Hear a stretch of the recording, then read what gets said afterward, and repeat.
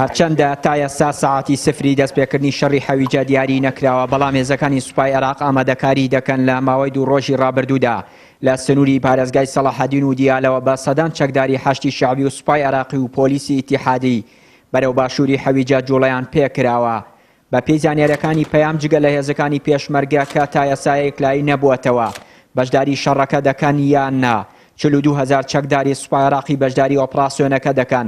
ئەمە جگەل لە هێزی ئاسمانی و کەتیبەکانی مەدفەعی و دەبابە و هێزی ئاسمانی فەڕەنسی و هاوپەیمانی نێودەوڵەتی. بەهاتنی ئەو هێزە زۆرە بۆ سنووری کەرکووک و دەرکردنی پێشمەرگە لە بەشداری ئۆپراسیۆنەکە. پێشبینی خراپ دەکرێت و لە خراپی بارودۆخی سنوورەکە و دروستبوونی کێشەکانی نێوان سوپای عێراق و پێشمەرگە. بەڵام پەرلەمانتارێکی یەکێتی لە پەرلەمانی عێراق دەڵێت هیچ مەترسیەک لەسەر کەرکووک دروست نابێت و پێشمەرگە لە باشووری شارەکە کەرکووک لە هەموو مەترسیەکان دەپارێزێ. پێم وایە هەموو ئەو هێزانەیان هەر هێزێک بێتە ئەم منتیقەی بۆ ڕزگارکردنی هەویجە بەبێ هەماهەنگی بەبێ تەنسیق لەگەڵ هێزی پێشمەرگی کوردستان ناتوانێت سەرکەوتوو بێ و ناتوانێت مەهامەکەی وەکو پێویست ئەنجام بدە. هێزی پێشمەرگی کوردستان نزیکەی 3 ساڵە لە منتیقەین و شەڕێکی تەواویان لەگەڵ داعشا کردووە و زانیاریەکی تەواویان لەسەر منتیقە هەیە و توانیشیانە بە هەموو توانەکانی خۆیانەوە تێگەشتێکی تەواویان لە شەڕی داعشا هەبێت لە منتیقە و تێگەشتێکی تەواویان هەبێت لە ناوچەکەشە.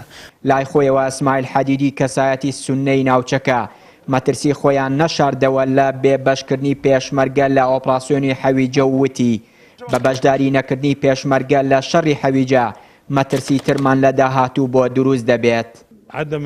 لابردنی پێشمەرگە لە ئازادکردنەوەی شارەکە کێشەی زۆر دروست دەکات، لەوانەیە بێتە هۆی ڕووداوی چاوەڕوان نەکراو. ئێمە پێمان وایە پێشمەرگە بەشەیەکە لە هێزە نیشتیمانیەکانی وڵات و پێویستە بەشدار بێت لە گرتنەوەی شارەکەدا. جگە لەوەش ئێمە مەترسیمان هەیە ئەوە پلانێک بێت بۆ دابڕاندنی هەویجە لە کەرکووک.